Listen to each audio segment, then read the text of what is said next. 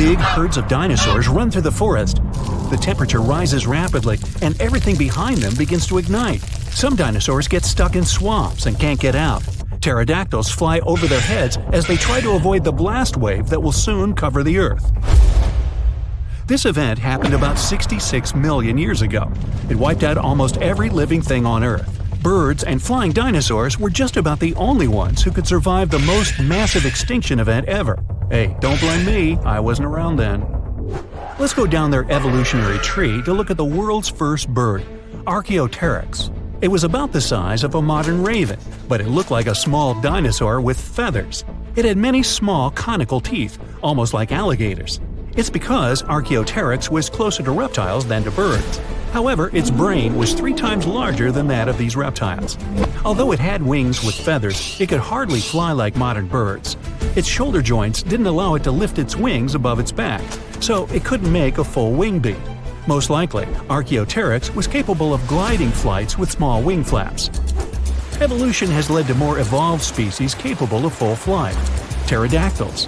These guys had no feathers, but membranes made of skin and muscle. Its wingspan was about the length of a human leg. It could fly perfectly and catch fish and small animals. Although flying dinosaurs could easily outrun terrestrial predators like velociraptors and T-Rexes, most of them didn't make it through the impact of a giant meteorite. Let's look at this event step by step to see how they got to our time. 10 minutes before the meteorite crash. A massive rock about the size of Manhattan Island is moving towards Earth in space. It weighs 460 trillion tons. That's like 3 trillion blue whales, the heaviest mammals that ever lived on Earth, and it's approaching our planet at 12 miles per second. At that speed, it could cross the Atlantic Ocean in just 4.5 minutes.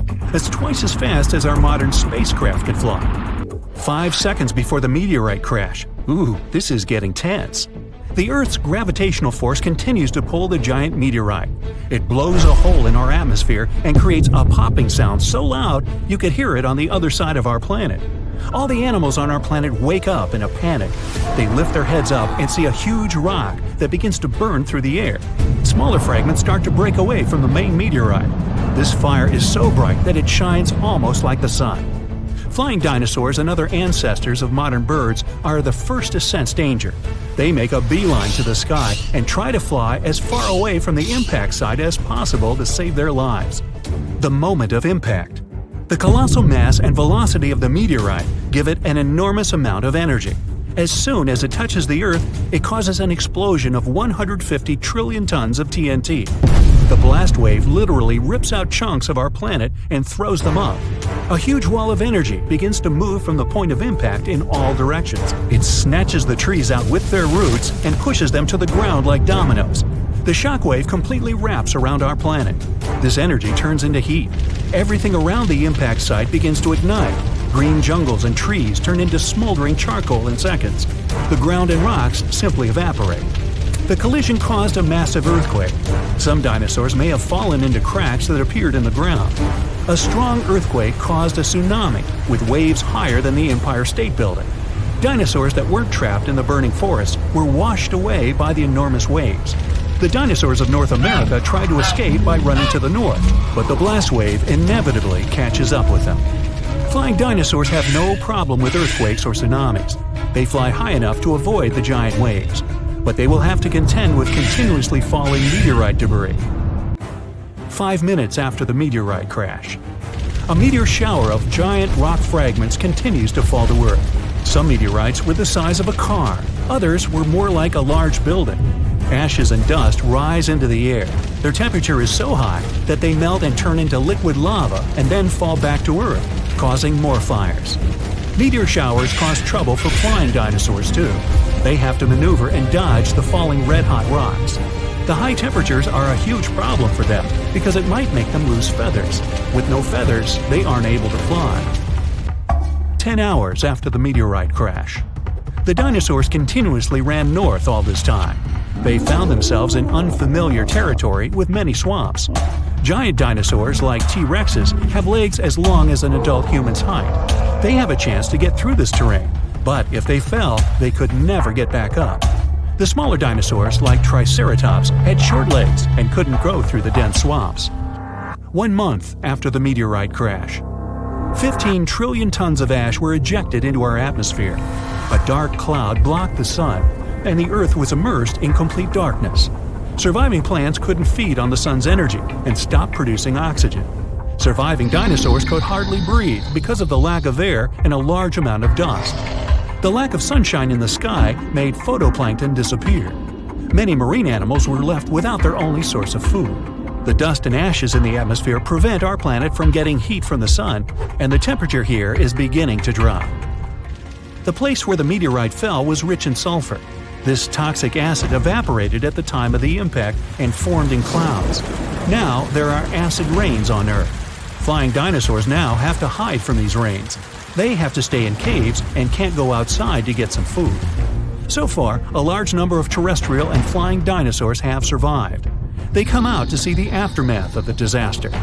The site of the impact was in present-day Mexico, the Yucatan Peninsula. The Chicxulub crater is located here. It's about 93 miles wide, like half of all of Lake Michigan, and it's 12 miles deep. You could plunge the whole Mount Everest in there, and there would still be 6.5 miles of available space. It wasn't the impact itself that made the dinosaurs disappear. The fire destroyed most of the plants the herbivorous dinosaurs ate. With no food, their numbers dwindled rapidly. Predatory dinosaurs had nothing to eat either. Acid rain and the disappearance of phytoplankton threatened all marine life. Even though birds managed to avoid the blast waves and tsunami, they were short of food too. About 80% of all birds didn't make it to the end of the extinction event. The problem was that all of the forests on Earth were wiped out. Most birds would nest and live in trees. Besides that, the forests were always full of food, from all kinds of ants and termites to flying insects and small mice. So, only those species that lived on the ground and could fly well survived. Most likely, they fed on the seeds of small surviving plants. This habit made flying dinosaurs lose their teeth during evolution. Instead of jaws with a bunch of sharp teeth, they got long beaks to grab tiny seeds from the ground. Although Earth looks like a terrible place to live now, there's an evolutionary boom for birds. They have to travel long distances in search of food. Their wings get stronger. They also feel safe from predators who regarded them as food before. No T-Rex now catches a sleeping bird off guard. About 1,000 years after the collision, the first dense forests appear. It gives another boost to evolution. 1 million years later, forests full of food are populated by the ancestors of modern mouse birds. And 65 million years later, in modern times, we have about 10,000 species of birds. Pigeons, crows, eagles, and hawks, even penguins. These are all descendants of the dinosaurs. But there were other survivors. Some alligator and crocodile ancestors were able to adapt to changing conditions. About 80% of turtle species managed to survive the mass extinction, and now their descendants live among us. Snakes and lizards were also able to wait out the hard times in their burrows. Even some mammals, like monotremes, survived. This hedgehog-sized animal was able to continue to evolve. Many millions of years later, these mammals evolved into primates, which later gave life to modern humans. Much, much later came the iPhone. Harsh winds made this icy land unrecognizable.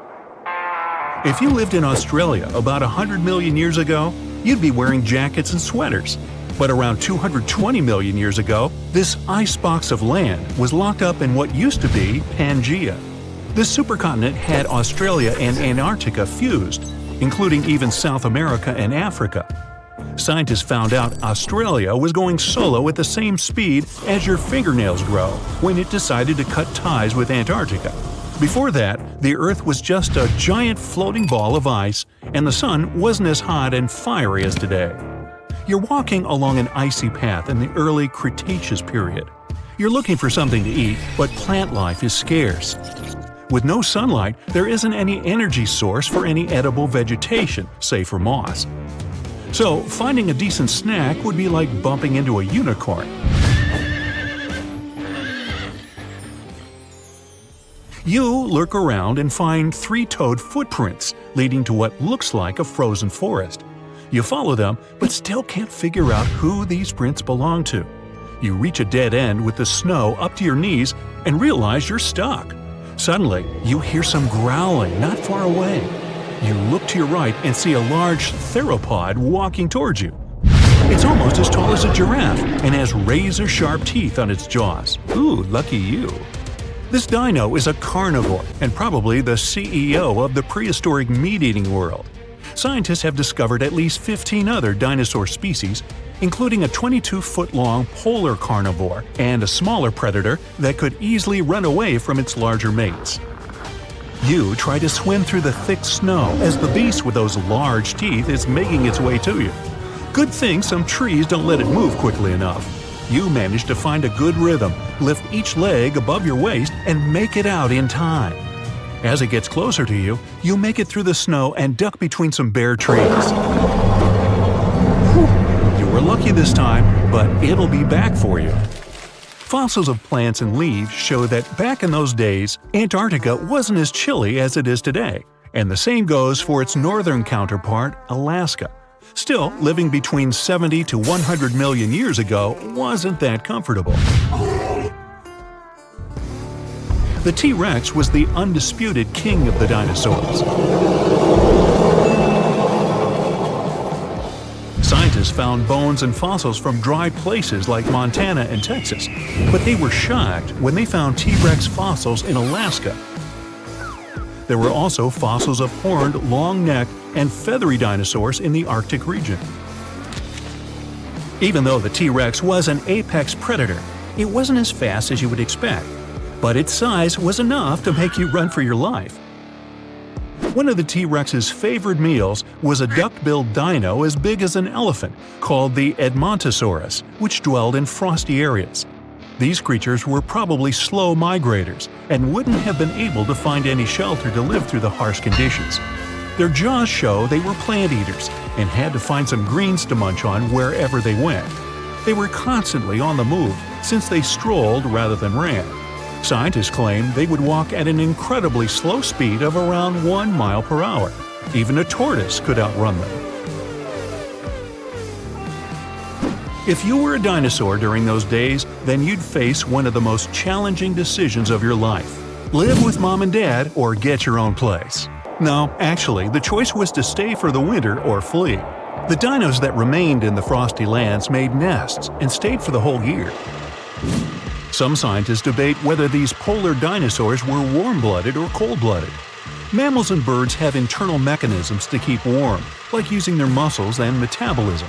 That's why our bodies shiver when we're freezing. Reptiles need to bask under the sun or lie next to any heat-producing surroundings to absorb heat and charge themselves for the rest of the day, just like you charge your phone, but they didn't have phones then. You continue walking around trying to find something to eat.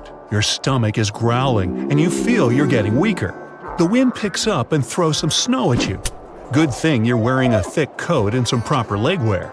You're getting tired and need to find a place to rest. But out in the wilderness, staying in one place is like offering yourself as an open buffet to any predator. You sneak out and manage to get into a small cave to escape the upcoming blizzard. You start a small fire to keep warm, but you turn around and notice that the cave inside extends further. You quickly make a torch and walk inside. Scientists said that some dinosaurs might have burrowed to survive the storms.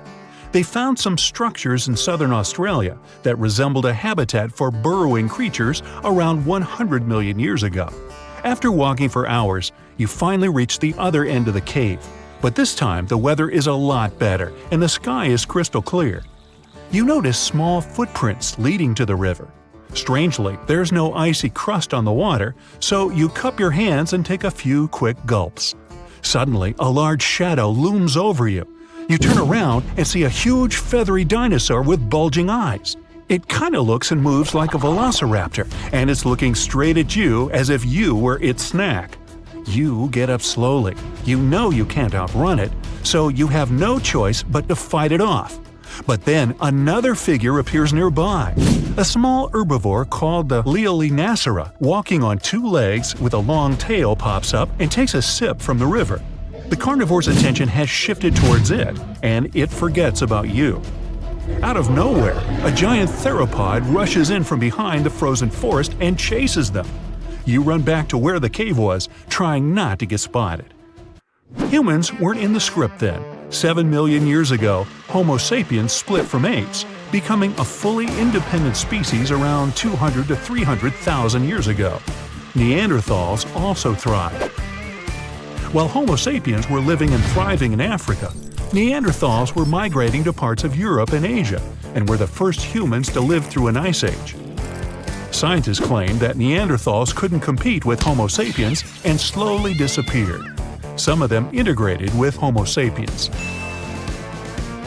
Earth has been through 5 ice ages. They're powerful enough to change Earth's physical structure permanently and are partly responsible for landscape design. We're actually in the middle of an ice age right now that's been going on for 2.6 million years. But we happen to be living in the warmer interval parts that can last for tens of thousands of years. Neanderthals were shorter and stockier than Homo sapiens. They had wider noses and big skulls. According to scientists, they lived in caves and fashioned up clothes and tools made of stones and bones.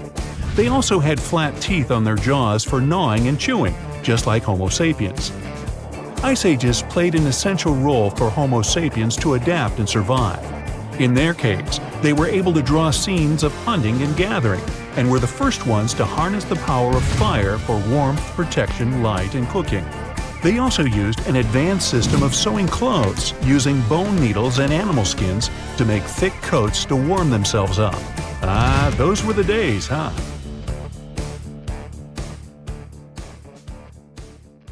The Tyrannosaurus rex, the formidable predator, the world-known celebrity of the animal kingdom, the king of all dinos. Since its discovery in 1902, this dangerous predator has fascinated both researchers and the regular public. But despite its terrifying reputation, there were actually other beasts that could defeat the T-Rex. And one of the true nemeses of this dinosaur was the Triceratops, a herbivore. But despite its plant-based diet, the dino was huge and had 2 nightmarish, large horns and a smaller one, along with thickened bones which added to its defenses and helped protect itself from dreadful predators like the T-Rex. This dino was something like proof that herbivores were no pushovers. Its formidable horns were about a foot wide at their base and tapered into mean points capable of skewering any predator, even a T-Rex like Juicy Barbecue. The colossal skull of the Triceratops sported an enormous frill made of protective solid bone, which was topped with hornlets. From the tip of the animal's beak to the spiked rim of the frill, the head of the Triceratops could reach a whopping 10 feet in length and weigh around a ton. This gargantuan construction, the head of the dino, was attached to the body with the help of a ball and socket joint. This allowed the dino to swivel its head around with astonishing speed, brandishing its horns to scare predators away. That's one of the reasons why a T-Rex that decided to attack a Triceratops was actually taking a big risk. The battle could easily go either way. Of course, the king of the dinosaur world could win and get its long-awaited feast, but just as likely, the hunted could become the hunter and end the T-Rex's game. Now, how about we find some more cool and lesser-known facts about those intriguing creatures, dinosaurs? For example, dinos almost certainly did not roar. Scientists think they might have cooed instead. More accurately, they probably produced sounds in ways similar to the way ostriches boom or doves coo. You see, many modern birds use a method of producing sounds called closed-mouth vocalization. Sounds are made by inflating the throat rather than passing air through the syrinx, the vocal organ of birds. In other words, the Jurassic Park movies got it all wrong. A lot of early dino reconstructions appeared under the influence of those scary noises that we associate with modern predators, like lions. So, on screen, dinosaurs have their mouths open when they produce sounds, just like lions when they roar. But real dinos wouldn't have done that, especially not before charging at their prey. They wouldn't have advertised their presence to other animals nearby, not when all they wanted was to have a meal. The Quetzalcoatlus was a member of the ancient group of flying reptiles, pterosaurs, and it was also the largest flying animal to have ever lived on Earth. The giraffe-sized creature had thin limbs, a startlingly long beak, and a staggering 40-foot wingspan. Researchers believe that these creatures could have also used their folded-up wings as legs, so they probably walked on all fours. Scientists discovered the Quetzalcoatlus about 50 years ago, but they still have a tricky time trying to piece together the details of this animal's life. For example, how did it even manage to lift its ginormous body off the ground when flying? Whatever the answer is, this creature is our first real look at the entirety of the largest animals ever to fly. One of the reasons why it's been taking so long to unearth the secrets of the Quetzalcoatlus is because this creature had hollow bones that helped it to fly, just like modern flying animals. So, when you find these potato chips-like bones preserved in super hard rock, you need to somehow remove them without destroying them. And that's a really tough task. The Tyrannosaurus rex was quite a slow runner. Its speed was likely to be just about 10 miles per hour, which is approximately as fast as the speed of an average human runner. As for T-Rex babies, according to hatchling recreations from the American Museum of Natural History, they were pretty cute. About the size of super skinny turkeys and covered with downy feathers. The largest land-based dino was the Argentinosaurus. This massive animal often reached up to 130 feet in length and 69 feet in height. Considering the average blue whale is around 70 feet long, you can easily imagine just how giant that dinosaur was. Many dinos had feathers, and I'm not only talking about avian ones. The largest feathered dinosaur we know about was the Eutyrannus huali, which translates as a beautiful feathered tyrant. It was a super predator and cousin of the T-Rex. Scientists think that the dino most likely relied on its feathers to stay warm. However surprising it may sound, some of the biggest dinosaurs were actually herbivores. Let's take the Brachiosaurus and Apatosaurus, for example. These creatures were giant, but followed a plant-based diet. Now, I'm not sure if you should try it or not, but apparently, you can tell the difference between a simple stone and a dinosaur fossil by licking it. It may not sound like the most legitimate approach, but even paleontologists sometimes find themselves doing this. The thing is, if you lick a potential fossil, it will slightly stick to your tongue. That's because fossils are way more porous than stones. When dinosaurs first saw the light of day during the Triassic period, around 230 million years ago, Earth's continents were clustered together and formed one giant supercontinent called Pangaea. Over the next 165 million years, Pangaea slowly drifted apart, and that separated many dinosaur species from one another.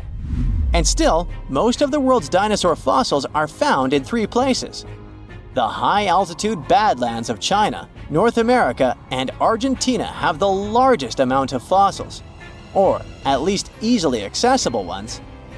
In reality, most parts of the world are covered with fossils, but those located in desert-like environments are easier to find due to the lack of vegetation. Interestingly, most fossilized dino bones aren't bones anymore. The fossilization process often occurs when something gets trapped between layers of sediment or sand. For millions of years, those remnants stay there. At one point, they got surrounded by a layer of water. It replaces the original organic material with minerals. In other words, it's not the real thing anymore. It's a rock-like copy. The Triceratops boasted 3 giant horns sticking out of its head, but its teeth were even more fascinating. This dino had around 800 teeth, and new ones kept growing throughout its life. These teeth grew in sets of 36 to 40 tooth columns, with each column having 3 to 5 teeth, vertically stacked on one another. Some dinos had hollow bones, like today's birds. These creatures stored air in their bones, which helped them improve their breathing abilities.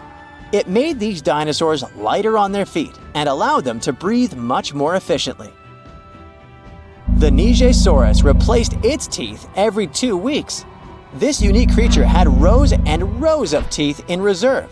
They were hidden away in its mouth, and when a set of teeth wore out, they fell out, and the next row moved into position. Dinosaurs didn't all go extinct at the same time as soon as the asteroid crashed into Earth. Instead, the space rock likely triggered a chain reaction of events which changed the face of the planet. Of course, it didn't happen overnight, but over the next few hundred or even thousands of years. As a result, all but avian dinosaurs went extinct. The word dinosaur came from the Greek language.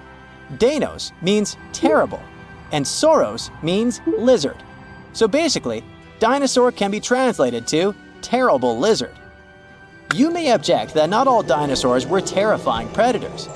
This name might be appropriate for the T-Rex, but not, let's say, the tiny May.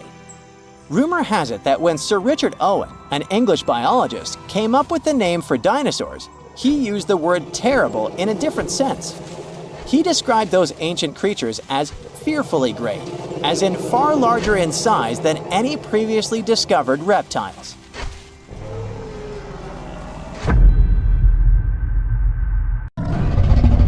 Well, it seems we got dinosaurs completely wrong. Plus, the movies created an image of them that's hard to get out of the head now. You know what I'm talking about? Dinosaurs as giant lizards. I mean, lizards are cool. There's a type of lizard found in the streams of Costa Rica that can stay under the water for up to 16 minutes. They create a pocket of air at the top of their snout and breathe exhaled air while submerged. So-called horned lizards can spout blood out of their eyes, shooting it up to 6 feet. Poor lizard has to do it when it gets closer to the mouth of its attacker, since this bad taste makes a predator change their mind and go after some more delicious bites. Then there's the basilisk lizard that can run over water while making its escape from bigger animals in the rainforests of Central America. They can do that for short distances, but still, it gets to rear up and rely on flaps of skin on the toes of its hind legs to have more surface area. Many types of lizards have had to develop such unusual adaptations, so they didn't become an easy, quick snack for snakes, coyotes, hawks, foxes, and other big animals going after them. They wouldn't have to do it if they had some giant cousins that would protect them, like dinosaurs. But even though they look like gigantic, scary lizards in the movies, it's not what you would see if you had the chance to go back to the dino age. You'd have to be aware and run if you saw feathery creatures instead. Feathers don't sound that scary because birds are the only animals alive today that have them. But millions of years ago, it was a different story. Some of the most fearsome dinosaurs were covered in feathers too, of different shapes, sizes, and colors. For example, check this fella, a cousin of the famous T-Rex. It was a scary predator that weighed 1.5 tons and was covered in a shaggy coat of filaments, known as protofeathers.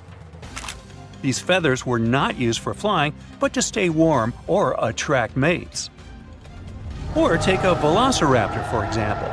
For so long, we've believed it's a sleek predator with the skin of a lizard. But it turns out it was a much smaller, colorful creature covered in feathers, like some sort of bird. Many of their dino relatives had pretty long feathers all over their forearms, together with downy feathers that were spread across the rest of the body. This works for most of the meat-eating dinosaurs, or so-called theropods. There were tiny ones with a tail fan full of feathers, or those with shiny feathers in a mix of colors. It was similar to a hummingbird. Maybe it wouldn't be that scary to face dinosaurs after all. Some of the fossils researchers found are well preserved. In combination with modern techniques they used to study these fascinating creatures, they found out dinosaurs came in different colors. Archaeologists found some fossilized feathers together with fossils of melanosome structures. Those are pigments that gave them gray, brown, and black colors, like Anchiornis, whose body was almost entirely black. It's reminiscent of a bird with wings and fluffy tail feathers on his hind legs, together with a pretty long tail that could fan out. This fella had white stripes along its wings, too. It also had a brown head crest. This one was perhaps there as a display or used to communicate with other Anchiornis dinosaurs. And check out this one. It also had a bristly tail and different markings on its body. Thanks to the fossils they found, researchers have been able to reconstruct the appearance of this dinosaur, giving it so many details. Not only did dinos look like birds, but they also behave similarly to them. For example, they sat on their nests to protect their eggs and most likely used their feathers for displays. There was a discovery in Canada that revealed one type of dinosaur had a fleshy crest on its head, like a rooster's comb. Scientists think this crest was likely used as a way to attract a mate or show off to other dinosaurs. Then, there's the scariest of them all in the dinosaur kingdom, the T-Rex. Can you imagine this one in a birdie version? Also, you may have seen pictures of T-Rex with its big sharp teeth and its jaws wide open, kind of always ready to bite into its prey. But these images might be completely wrong. Some recent research tells us these top predators might have had something that we take for granted in almost all land animals today: lips. Now think about it. When you look at a crocodile or an alligator, you don't see any lips covering their teeth. So everyone has always assumed that their prehistoric relatives, theropod dinosaurs, were the same way. Well, not quite. Researchers looked at fossilized dinosaur skulls and compared them to modern reptiles, and found out these dinosaurs likely had soft tissue around their mouths that functioned like lips. Scientists learned this while studying small passageways in the upper jaws of dinosaur skulls, something called foramina.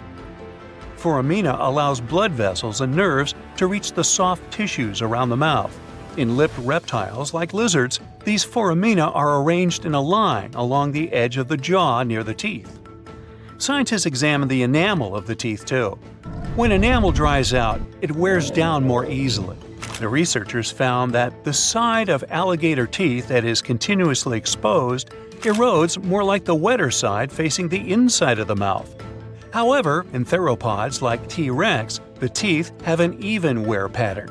This tells us teeth were kept covered and moist.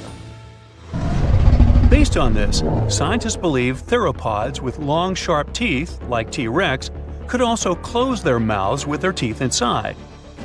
The teeth of theropods and monitor lizards are similar in size, and monitor lizards can close their mouths completely. Therefore, it's likely that theropods also had lips that allowed them to fully close their mouths. However, it's not known if they wore lipstick. Interestingly, the study also revealed a neat row of jaw foramina in a pretty cool extinct early cousin of crocodilians. Also, lips may have been present in the earliest archosaurs, a group of reptiles that gave rise to dinosaurs and crocodilians. Now, this might not seem like a big deal, but it truly changes how we think about how these dinosaurs ate. If they had lips, it's possible that they could have controlled their bites more precisely, and maybe even chewed their food instead of just tearing it apart. Some still believe differently, saying T-Rex and other theropods had flat scales like crocodiles all the way down to the edges of their jaws.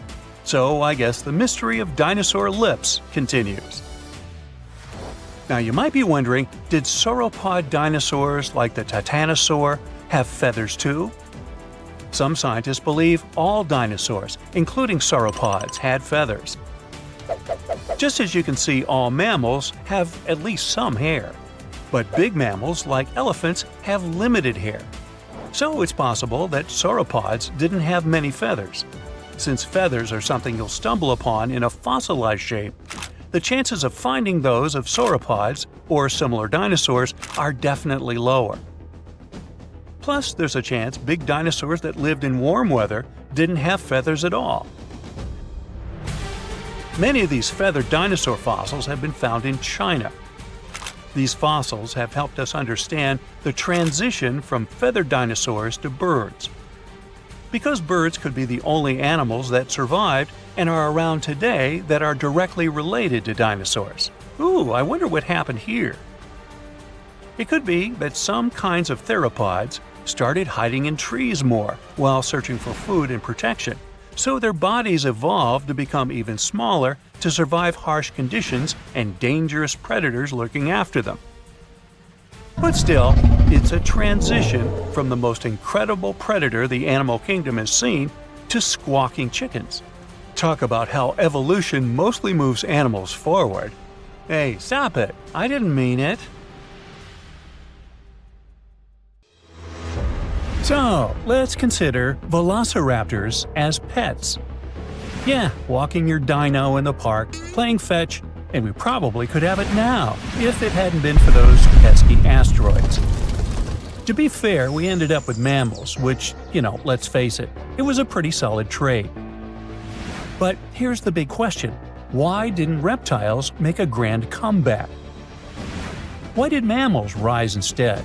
The answer, believe it or not, involves fungi. Yup, the same stuff that gives you athlete's foot and ruins your leftovers also wiped out dinosaurs. Welcome to the weirdest twist in extinction history. It all started with a very bad day 66 million years ago, when a 9-mile-wide asteroid crash-landed in what's now Mexico.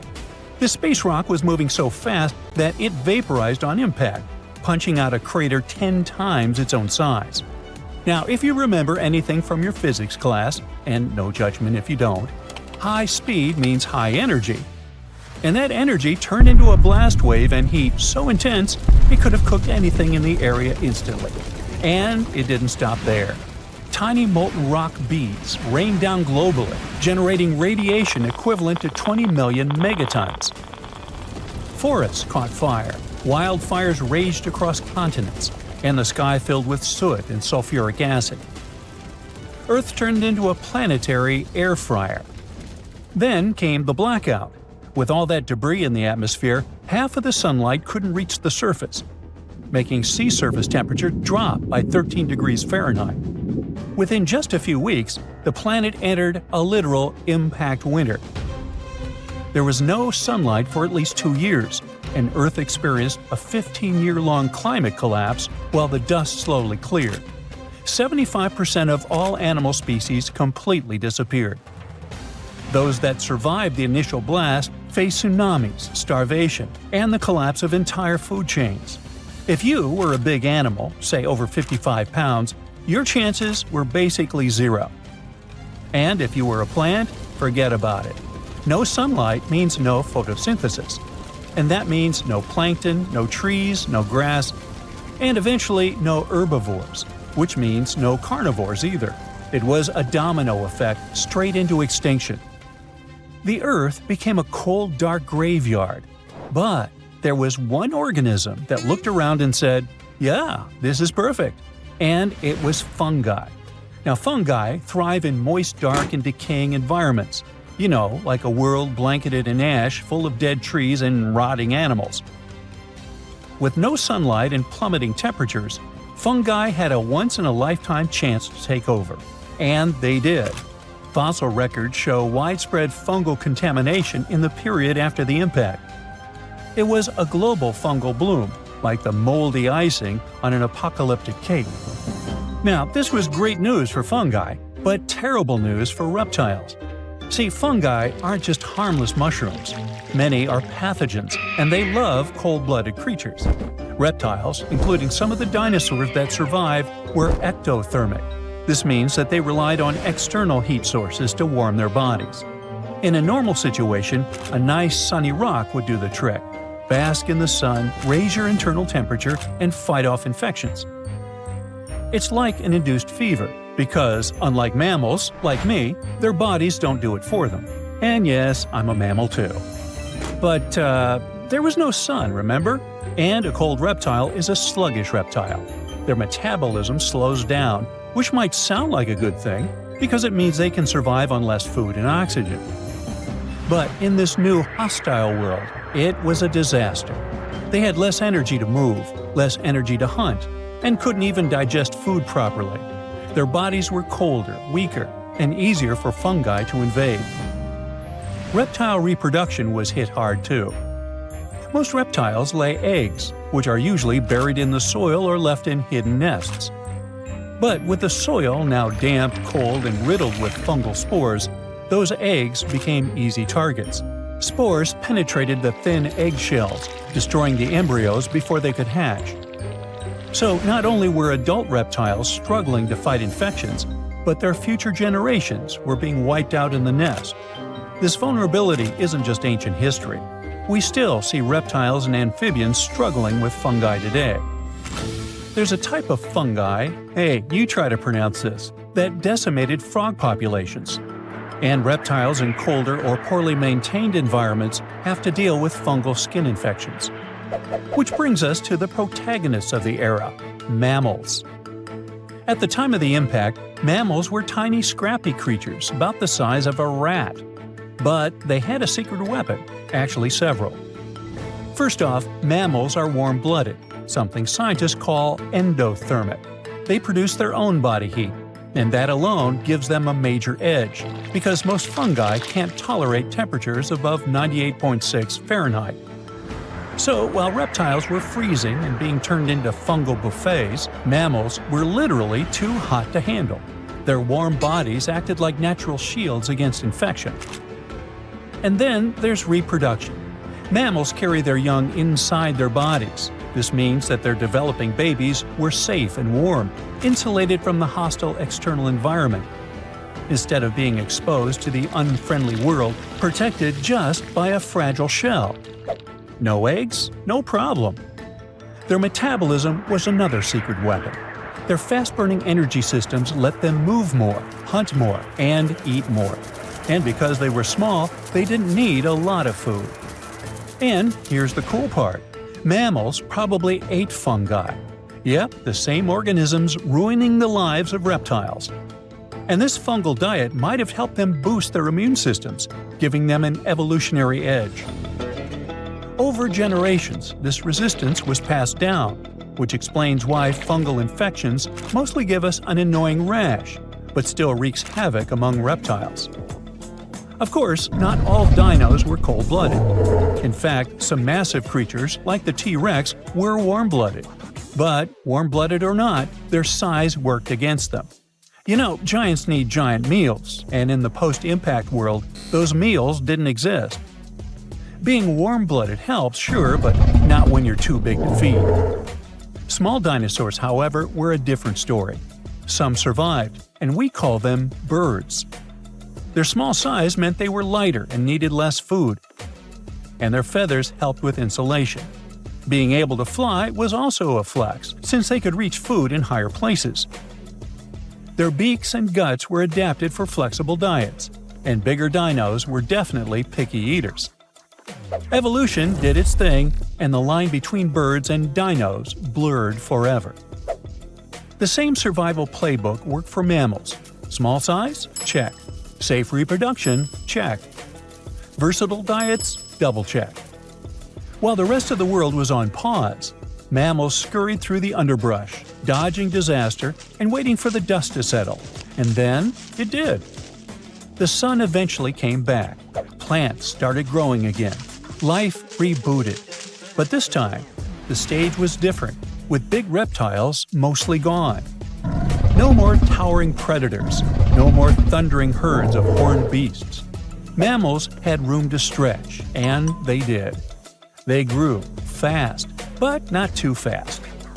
Mammals never got dinosaur-sized, and that's not a coincidence.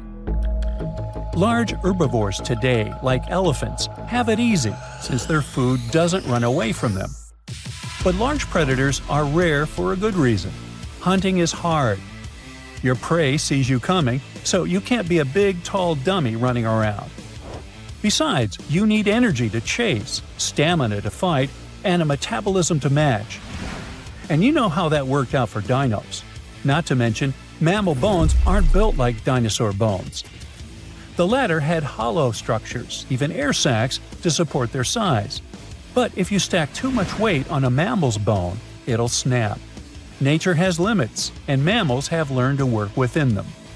So, when the light returned, reptiles were fewer and more fragile, clinging to the edges of ecosystems. Mammals, on the other hand, were everywhere.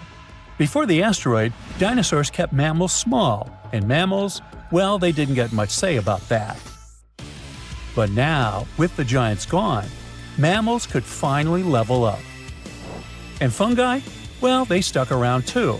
But mammals had already passed the ultimate test and came out on top. Thanks to their body heat, internal babies, flexible diets, and a little help from some deadly mushrooms, mammals inherited Earth. So yeah, no pet velociraptor. But maybe that's okay. You got a cat, right? Close enough. Actually, I think dogs are better. How do you feel about that? Let me know in the comments. It was a 40 feet long and 12 feet tall beast, the king of dinosaurs. Its massive and muscular body weighed up to 8 tons. Its serrated teeth were sharp, and its jaws had a bite so strong they could crush a car. The creature had 2 powerful legs. It lived in forested river valleys all across North America, almost 70 million years ago. I'm talking about the most famous movie star among dinosaurs, T-Rex. It was very smart, with a brain twice as big as that of any large meat-eating dino. It was slower than other hunters, developing a speed of up to 12 miles per hour. Its other weakness was its small arms. Some scientists think they were just an evolutionary leftover, like the pelvic bones of some snakes. But others believe T-Rex used its arms to hunt. Its 4-inch claws helped the animal out. T-Rex was undoubtedly frightening, but surprisingly, there were even scarier dinosaurs in the past. Around 100 million years ago, there was a giant creature with the name that meant a spine lizard. It was Spinosaurus, the largest carnivorous dino. It was bigger than T-Rex and could grow almost 60 feet long. Its weight could be as great as 22 tons. The animal had long spines on its back. They could grow up to 7 feet long and were connected by folds of skin. They formed something that looked like a sail. Some scientists think it was a hump Spinosaurus used to store water. This dino had dense bones and short hind limbs. Researchers believe that these dinos could use their flat and wide-clawed feet for paddling. This was the first dino that could ever swim. Unfortunately, it couldn't process smells like most other theropods. These were a group of 2-legged carnivorous dinosaurs that appeared on Earth 230 million years ago. That's why the animals the creature hunted could hide from it on land. The Spino dino spent most of its time in the water. It roamed the swamps of North Africa and mostly fed on fish, big prehistoric sharks, and sometimes other dinosaurs. It had a long, thin, and narrow snout like a crocodile. Unlike other dinos of its kind, which had curved teeth, Spinosaurus had conically shaped straight teeth. Giganotosaurus, which is the Greek word for giant southern lizard, was considered the largest meat-eating dino until Spinosaurus was found. It lived around 100 million years ago in South America, around 30 million years before T-Rex appeared there. It was longer and taller, but more slender than T-Rex. And while T-Rex had 2 fingers, this giant had 3. It walked upright on its 2 big and very strong legs. Its tail was pointed and thin, which helped the creature make fast turns while running and keep its balance. The animal could move at a speed of up to 31 miles per hour. T-Rex's maximum speed was 25 miles per hour at the most. Any faster than that, and the giant could lose its balance and fall over. Giganotosaurus had 2 arms with sharp claws. It was mostly an opportunistic meat-eater feeding on everything it found on its way. Its bite wasn't as strong as T-Rex's, but it still managed to deal with some bigger animals, like herbivore dinosaurs. Maybe there was even an Argentinosaurus among them, the biggest animals ever found. It's hard to imagine how Giganotosaurus could take down a 50-ton beast on its own. That's why scientists think they may have hunted in groups. The animal's only weakness was its small brain. It was twice smaller than T-Rex's. This means the T could at least win a chess game. Big retractable sickle-shaped claws in the creature's feet are great for cutting. Ladies and gentlemen, welcome Utahraptor. That's a mini T-Rex that lived 125 million years ago. If a big T-Rex was coming for you, You could hide under a rock or some other place where it wouldn't be able to reach you. But there would be no place where its mini version couldn't follow you. Discovered in Utah, strong, toothy, and armored with huge claws, more than 9 inches long, an adult Utah raptor was 20 feet long and 5 feet tall at the hip. These creatures were covered in feathers. This is why fully grown animals look like gigantic turkeys. The Utah raptor's main weakness was their size. They were a bit smaller than many other dinos, but these guys made up for that by hunting in packs. Allosaurus, which means a different lizard in Greek, was a massive carnivore reaching 40 feet in length and weighing 2 tons. It roamed the Earth around 150 million years ago. Similar to T-Rex, this dino had strong back legs and a large snout. Its mouth was full of sharp teeth. The animal easily lost them when eating, but they usually grew back. Allosaurus was already fully grown by the age of 15, and its lifespan was around 28 years. The creature had a short neck and a long, narrow skull, disproportionately big compared to the rest of its body. This dino also had a pair of horns above its eyes and ridges along the top of its nasal bones leading to those horns. Allosaurus chased big herbivore dinosaurs. When several Allosauruses gathered in a group, they could take down even such colossal creatures as Apatosaurus. But scientists still doubt if they could cooperate, because these dinos were generally not too friendly toward one another. Some of the animal's bones had an hourglass shape, which made them lighter and reduced their strength. They were similar to the hollow bones modern birds have. Another weakness of this dino was its bite. It was less powerful than that of some modern animals, like lions, alligators, or leopards. Scientists think Allosaurus may have used its skull as a hatchet. The Rhizinosaurus was one of the freakiest dinos out there. It lived 100 to 60 million years ago.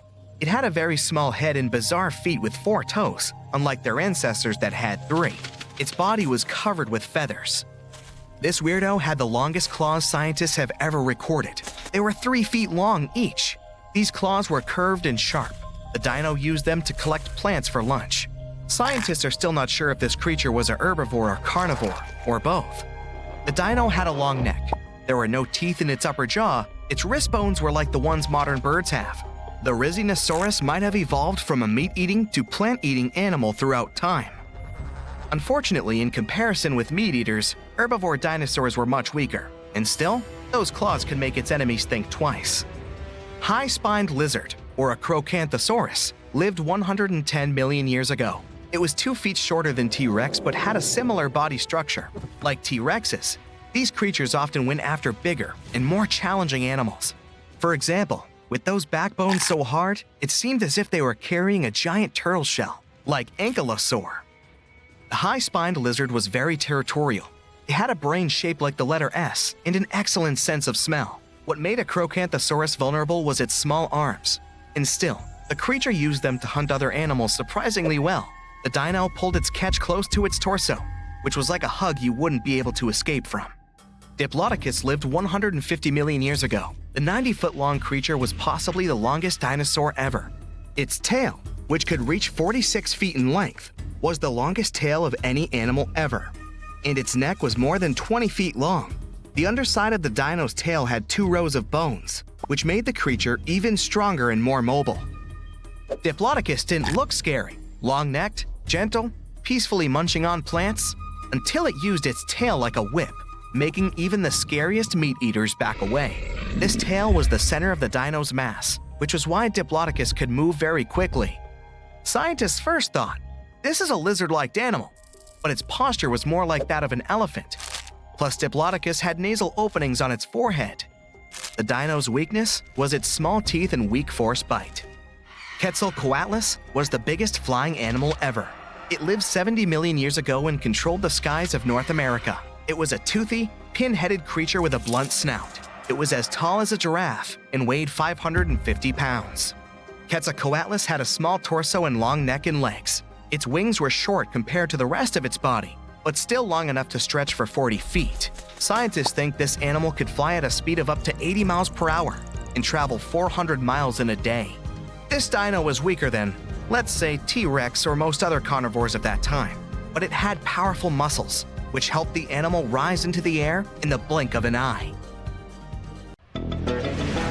It all started out as an ordinary working day for Gary Johnson, who was driving his excavator at a quarry in Oxfordshire. He was clearing the clay when, all of a sudden, he hit a bump. It turned out to be a huge footprint, and no animal from today could have possibly left it. Then, Gary noticed another huge footprint, just 10 feet ahead, and then another one. He soon realized those could be dinosaur footprints. And he was right. There were a total of about 200 huge footprints from 166 million years ago, or the middle of the Jurassic area, crisscrossing the limestone floor. Scientists started digging at the location in June 2024. The longest trackways they found are around 500 feet long. It wasn't the first major discovery in the area.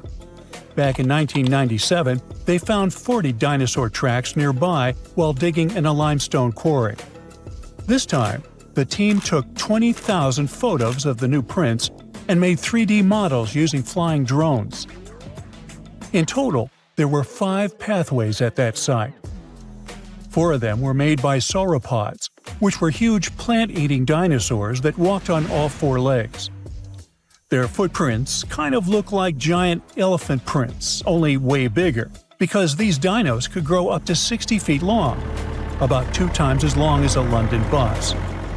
The 5th track might have come from a megalosaurus, a carnivore. Its footprint looks like the kind you'd see in a cartoon. It's called a tridactyl, which means it has 3 big, clear toes. Hey, just like me. Kidding.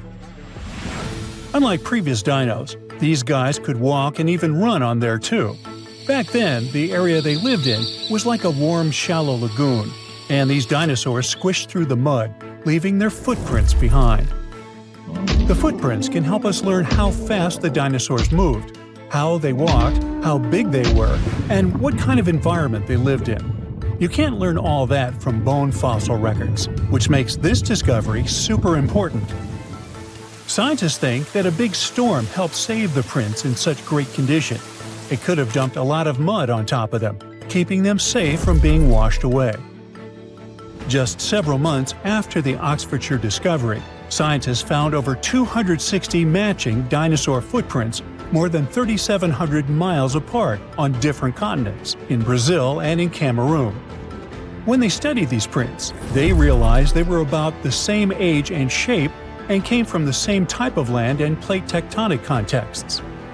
Northeastern Brazil and what is now Cameroon in Africa is one of the last tiny land bridges where dinos could cross between the landmasses freely before the continent of Gondwana broke away completely, around 120 million years ago. Africa and South America started drifting apart around 140 million years ago, and the South Atlantic Ocean slowly filled the gap between them. As the land split, big basins formed, and rivers and lakes began to fill them up. The footprints were found in those very basins, on both sides of the ocean. Most of the prints were made by 3-toed theropods, which were meat-eating dinosaurs. But there were also prints from sauropods and ornithischians, who were herbivores. The plants in those river valleys fed the plant eaters, which helped build a whole food chain. And the muddy ground helped preserve the dinosaurs' footprints, just like in England. The latest footprint discovery, this time in the Scottish Isle of Skye, helped scientists learn something new about the dino habits. So far, they've found more than 130 footprints at Prince Charles Point. And it turns out that huge meat-eating dinosaurs and their plant-eating prey shared the same water here 167 million years ago. Some of the tracks were made by megalosaurs, meat-eating dinosaurs that were early relatives of the T-Rex. Others were from huge, long-necked plant eaters. Some of them were 3 times bigger than an elephant. The scientists looked closely at the footprints to figure out how the dinosaurs walked and moved around. They believe the dinosaurs were hanging out near shallow freshwater lagoons, just like animals today gather around watering holes. Another important discovery from the Isle of Skye is 2 super rare fossils that are helping scientists rewrite the whole evolution of mammals. Some shrew-like creatures today live just around 1 or 2 years, right? Well, those little guys used to stick around for 7 years or even longer. Scientists found 2 nearly complete skeletons of it on Skye. One was a grown-up and the other was a young one. To figure out how these animals lived and grew, scientists used high-tech X-ray scans to look inside the rock and check the teeth, kind of like counting tree rings to find out how old the tree is. The younger creature was still changing to adult teeth, but was already about 2 years old, which is very unusual for small animals. It lived in the area during the Jurassic period, when sky was warm, tropical, and full of shallow seas and thick forests. Back then, these tiny and strange early mammals were just starting to appear in a world ruled by dinosaurs. But they were the beginning of the long line of mammals that would one day include cats, whales, and humans. Scientists are learning about the final days of dinos from a new fossil site in Argentina. Most of what we know about the impact of that dramatic asteroid hit comes from North America, where T-Rex and Triceratops once lived. But now, we get to see what happened further south. The team of scientists working in a local quarry found bones from hadrosaurs, which are pretty rare in South America. Long ago, this desert area was warm and full of plants like ferns and palms. There was a stream flowing through wide flat lands, which helped bury and preserve the animals that lived there. Back in 2020, scientists were exploring the area when a paleontologist found a dinosaur foot bone. They kept looking even through heavy rain and discovered a whole group of fossils, not just from one dino, but from several of different ages, maybe even a whole herd. Another super important discovery here was a tiny mammal jaw with 5 teeth found just 2 hours after searching the site. The jaw came from a small plant-eating mammal. These creatures were about the size of a chipmunk and had very special teeth with ridges and grooves for chewing plants. This was the first time a mammal jaw had ever been found in that whole area, and it made scientists realize the site could tell them more than just dinosaur stories. The team also found a tooth from another dinosaur and a claw from a smaller predator. All the fossils found here could help answer some big scientific questions, like were the dinosaurs already slowly disappearing before the asteroid hit, like they probably did up north? And what happened to the animals that survived the asteroid hit? Several years ago, scientists found another fossil, this time encased in amber, that came back from a time when dinosaurs walked the Earth. The world looked very different, but it also had some surprising things in common with today. Back then, the night skies were also lit up by glowing fireflies, and the dinos probably watched them like we do. The amber is 99 million years old, and this special firefly is only the second one ever found from the Mesozoic era. Finding these kinds of fossils is really hard, because fireflies have soft bodies that don't turn into fossils very well. That makes it tricky for scientists to figure out exactly how and when these beetles started to glow. But now, thanks to the newly found firefly, they believe the glowing started at least 100 million years ago. The fossil helps fill in the gaps in the evolution of fireflies and their ancestors. It shows that important parts, like their glowing bellies, have stayed the same since the middle of the Cretaceous period. Now, dinosaurs ruled our planet for over 165 million years, and some walk on our planet even today. Well, at least some of their descendants. Our modern birds evolved from what used to be a scary group of meat-eating dinosaurs we know as theropods. It all started during the Mesozoic era, about 250 million years ago, when a group of creatures called dinosaurs roamed Earth. They didn't look like those dinos that might have come to your mind, like Brontosaurus or T-Rex, but that's the group dinosaurs evolved from. These creatures walked on all fours and were as big as house cats.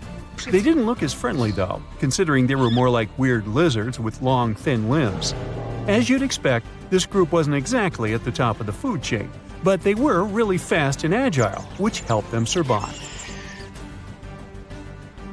Over time, they adapted and started walking upright, so their legs were under their bodies instead of out to their sides.